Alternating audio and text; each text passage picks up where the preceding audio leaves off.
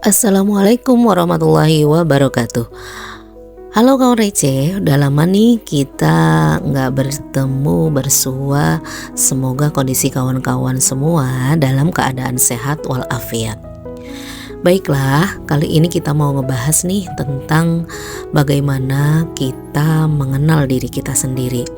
Jangan-jangan kita tidak pernah kenal diri kita sesungguhnya dibandingkan kita mengenal orang lain.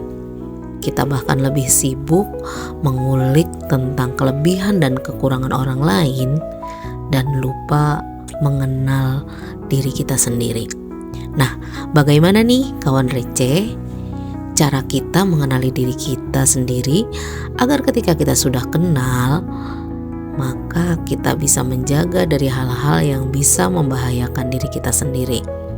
Baiklah, kita bahas di sini ya.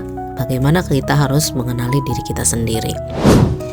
Yang pertama, kita harus tahu tentang self-awareness. Self-awareness itu adalah kemampuan kita untuk mengetahui diri kita sendiri, tentang kekurangan kita, bahkan kelebihan kita. Dengan demikian, kita bisa mengukur diri kita untuk melakukan sesuatu. Yang kedua, kenali di mana kamu tinggal, baik di lingkungan keluarga, tempat kamu kerja, bahkan tempat di mana kamu berada. Dengan kita mengenal tempat tersebut, kita bisa beradaptasi lebih mudah. Bagaimana cara berinteraksi, bahkan bagaimana kamu mengembangkan skill kamu. Coba deh, kamu pikir jika kamu belum kenal dengan tempat kamu berada, maka yang ada kamu akan kesulitan untuk beradaptasi. Yang ketiga, decision making skill, mampu mengambil keputusan tanpa menimbulkan masalah baru. Untuk mengembangkan decision making ini, kita harus banyak belajar menganalisa suatu masalah sehingga efeknya keputusan yang kita ambil akan memberi manfaat dan objektif untuk kita bahkan untuk orang lain. Kalau kita tidak memiliki decision making skill, yang ada ketika kita ngambil keputusan maka akan menimbulkan masalah baru. Yang keempat, memiliki struggle. Dengan struggle yang tinggi atau biasa disebut usaha keras yang tinggi ketika kita menginginkan atau mengerjakan sesuatu. Contohnya misalkan sebagai pelajar, seorang pelajar itu harus memiliki struggle yang tinggi, struggle akademik yang besar, agar ketika mengalami kesulitan dalam belajar dan masalah di kelas, anak itu akan tetap bangkit, bukan lari dari masalah.